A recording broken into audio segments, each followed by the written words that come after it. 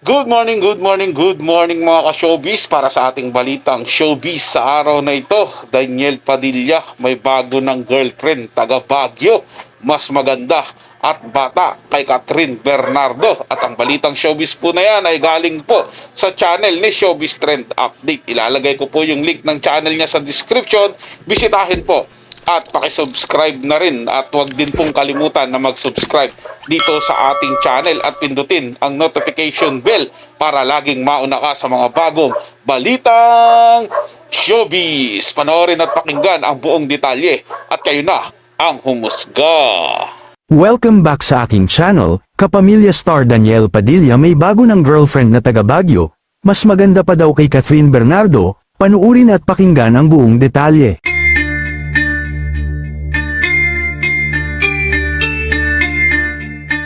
Usap-usapan nga ngayon ng kapamilya star na si Daniel Padilla matapos malaman ng publiko na mayroon na pala itong bagong nililigawan ngayon na ayon pa sa lumabas na ulat ay girlfriend niya na daw ngayon na taga Baguio City. Mismo ang veteran showbiz columnist na si Christy Fermin ay ibinahagi rin ang kanya umanong nabalitaan tungkol sa bagong pinagkakaabalahan ngayon ni Daniel Padilla. Ayon umano sa kanyang reliable source ang nakapagsabi kay Christy na nananatili at madalas pa rin umano si Daniel sa Baguio kahit tapos na ang shoot ng kanilang teleseryeng Incognito, dahil nandoon pala sa Baguio ang bagong nagpapatibok ng kanyang puso. Pagsisiwalat ng veteran columnist at gaano katotoo ang kwentong umiikot po ngayon, saan nagsushooting ang Incognito, Baguio merong balita. Merong isang source na nagsabi na madalas doon si Daniel kahit tapos na ang shoot ng Incognito hindi umuwi ng Maynila. Sinasabing isa umanong babae ang nakilala roon ni Daniel na siyang bago nitong pinagkakaabalahan, pero paglilinaw naman ni Christy na si Daniel lang pwedeng magkumpirma ng balitang ito kung totoo man na mayroon na siyang bagong girlfriend. Aniya, meron daw isang girl na parang nililigawan niya, parang ganun may pinagkakaabalahan. Ito po ay pupwedeng i-deny ni Daniel at sabihin na naku eto na naman, may mga gumagawa na naman ng kwento. Dagdag pa niya, at pwede rin namang tanggapin niya para masabi naman ng ating mga kababayan na kaya naman pala, at may karapatan naman siya na ma-in love, may karapatan naman siyang makipagrelasyon, dahil wala naman siyang sabit. Ayon pa kay Christy, yung babae daw ay nag-aaral sa Baguio, na nakilala niya isang gabi kung saan madalas magpalipas ng oras si Daniel. Anya, yun daw girl, nag-aaral sa Baguio, na nakilala niya isang gabi na alam mo na naglilibang din naman si Daniel. Anya, yun daw girl, nag-aaral sa Baguio, na nakilala niya isang gabi na alam mo na naglilibang din naman si Daniel. Nakilala niya yun ang dahilan kung bakit kahit tapos na raw ang shoot ng Incognito nandoon pa rin siya. Gayon man nilinaw ni Christy na kung hindi daw totoo ang nasa agap niyang balita ay pwede daw itong i-deny ni Daniel, at kung totoo naman daw ay pwede niya itong aminin.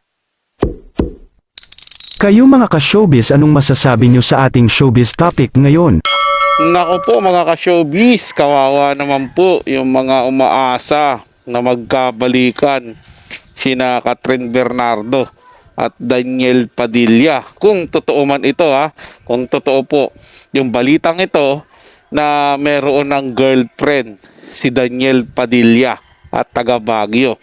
At sinasabi, maganda at mas bata. Siyempre, mas bata nga po. Dahil nag-aaral, estudyante pa po. Yun ang sabi sa balita. Pero mas maganda kay Catherine Bernardo. Hindi ko po sure yan mga tagapanood Sa bagay, kanya-kanya naman tayong kagandahan. Kanya-kanya naman yung ganda na nakikita ng mga tao sa kanila. Depende yan kung paano nila tingnan, kung paano nila i-determine kung ano yung ganda na yun mga tagapanood. Pero para po sa akin, siyempre mas maganda pa rin po si Catherine Bernardo kahit hindi ko pa nakikita yung babae. Kung sa kanila maganda yun, maganda po yun sa kanila, diba? Ang punto ko po dito mga tagapanood, kanya-kanya po tayo kasi nagagandahan tayo sa ganitong tao. Kung hindi ko mo maganda sa kanila, maganda na rin po sa ibang tao. Yun nga lang, pagdating sa pag-ibig, kahit sino pa yan doon sa umiibig, talagang maganda yan sa paningin po nila. Ganun pa man mga ka-showbiz, kung ito may totoo na may bago ng girlfriend si Daniel Padilla,